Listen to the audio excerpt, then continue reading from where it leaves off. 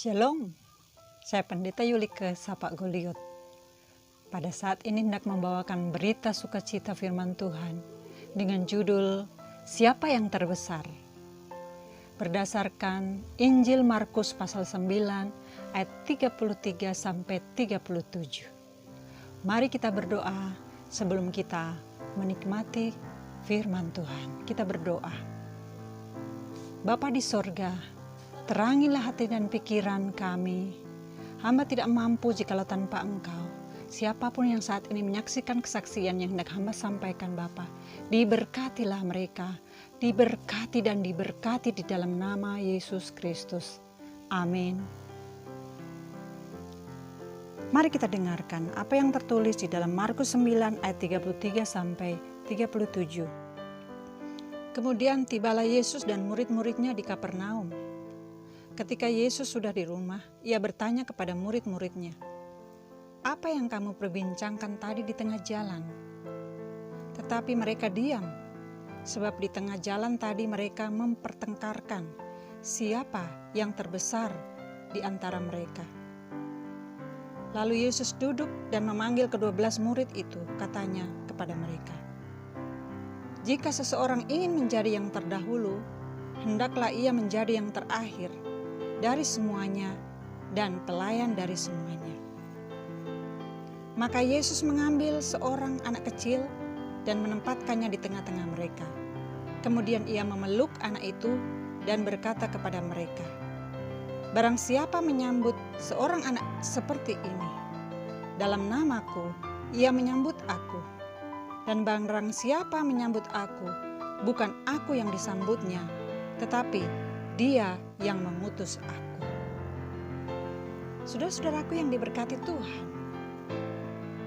masalah siapa yang terbesar bukan saja masalah zamannya Yesus dengan 12 murid pertama. Yesus bertanya kepada mereka ketika mereka sudah sampai di rumah. Yesus tidak mau bertanya saat di tengah jalan atau dalam perjalanan. Dia bertanya, "Apa yang kamu perbincangkan tadi di tengah jalan?" Apakah murid-murid langsung menjawab? Tidak. Mereka diam karena mereka bertengkar. Bertengkar tentang apa? Mempertengkarkan tentang siapa kiranya yang terbesar di antara 12 murid itu. Saudara-saudaraku yang sangat diberkati Tuhan, masalah yang dipertengkarkan di antara 12 murid Yesus pertama itu, rohnya sama, masih ada sampai detik ini di dunia ini. Begitu banyak pertengkaran, begitu banyak pertentangan di mana-mana, hanya karena ingin satu, dianggap menjadi yang terbesar di antara mereka semua. Inilah pergumulan gereja. Ini pula pergumulan kita di tengah-tengah kehidupan zaman now. Kalau pertengkaran itu, kalau perbincangan itu bukan lagi mengandung kasih, seperti yang diajarkan Yesus selama murid-muridnya bersama dengan Dia, maka ini sangat berbahaya, saudara-saudaraku. Sangat berbahaya. Pertentangan, pertengkaran sering terjadi di mana-mana.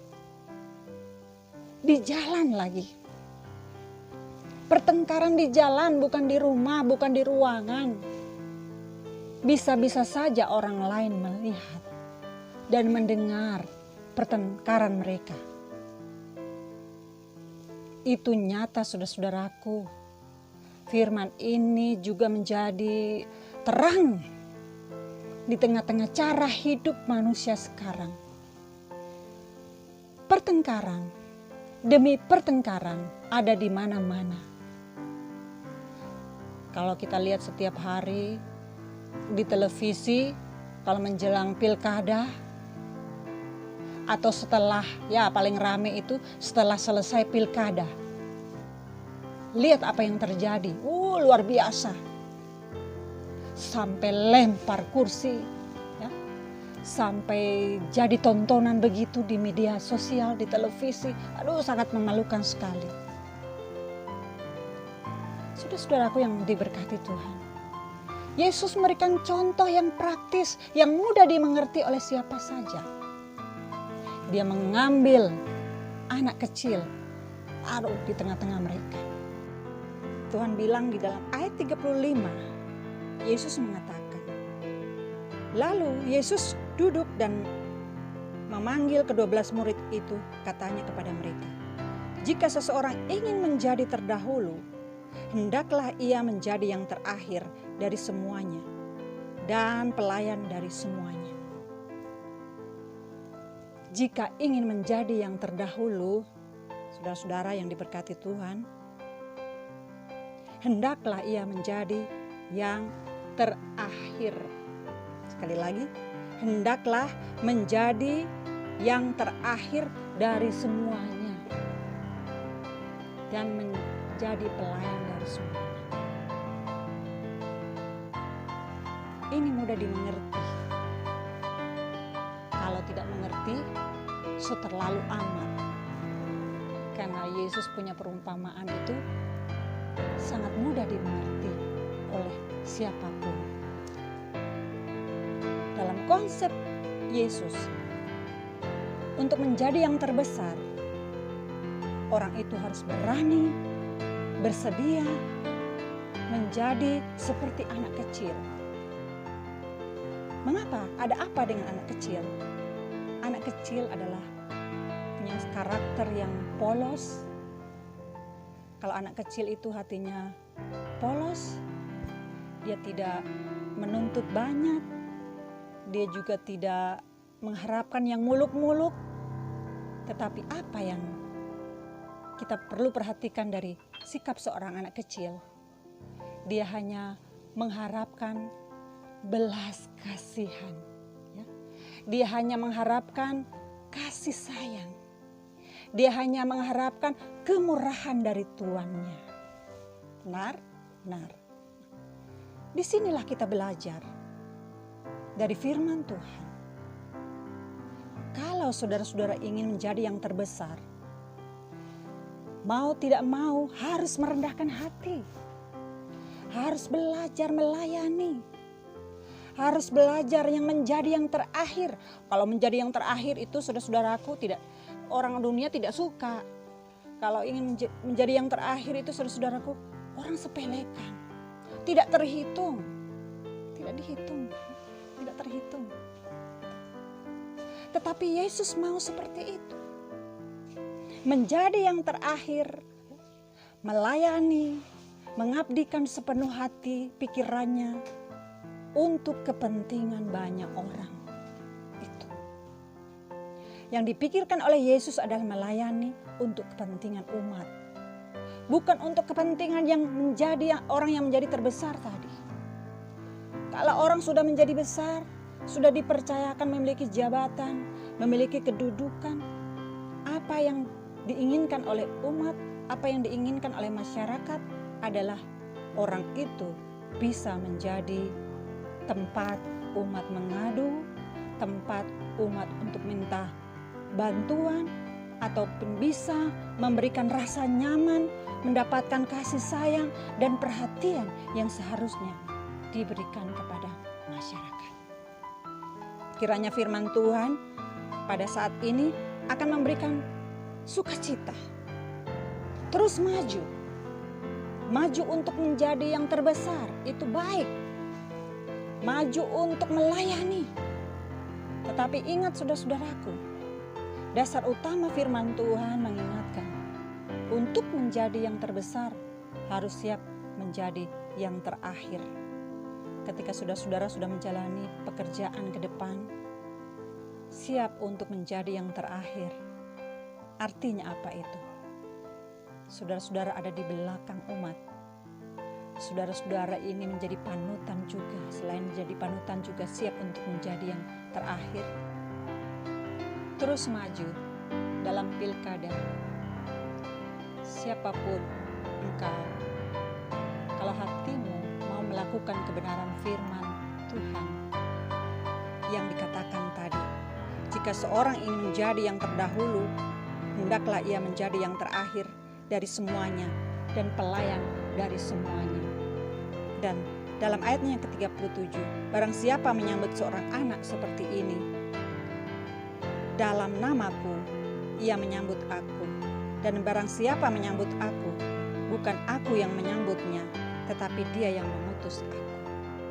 Biarlah dalam perjalanan pelayanan saudara-saudara nanti menjadi orang penting, memiliki jabatan yang lebih dipercayakan oleh masyarakat. Dalam nama Yesus, ingat, di dalam nama Yesus, ketika saudara-saudara menyambut masyarakat, menyambut pekerjaan itu dalam nama Yesus, dengan rendah hati, dengan hati yang mau melayani sungguh-sungguh, itu berarti saudara-saudara telah menyambut Yesus, Anak Allah yang telah diutus dari sorga. Kiranya Tuhan akan memberkati, Tuhan akan melindungi saudara-saudara dalam jabatan apapun yang saudara inginkan. Terpujilah nama Yesus. Amin. Saya akan mendoakan saudara-saudara dimanapun saudara berada sebelum acara ini ditutup. Mari kita berdoa. Bapa Sorgawi, Bapa di dalam nama Tuhan Yesus Kristus, saat ini hamba-Mu mendoakan saudara-saudara siapapun mereka yang telah mengikuti acara ini Tuhan, untuk menerima kebenaran firman-Mu, juga menjelang pilkada ini Tuhan, di kota-kota kami yang ada di seluruh Indonesia. Diberkati dan dilindungilah mereka Tuhan, dari roh pertentangan. Jangan ada pertengkaran di antara mereka Tuhan.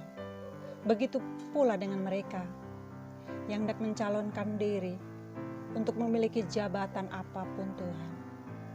Dilindungilah mereka Tuhan. Diberikan hati yang mau merendahkan hati Tuhan, sesuai dengan kebenaran firman-Mu.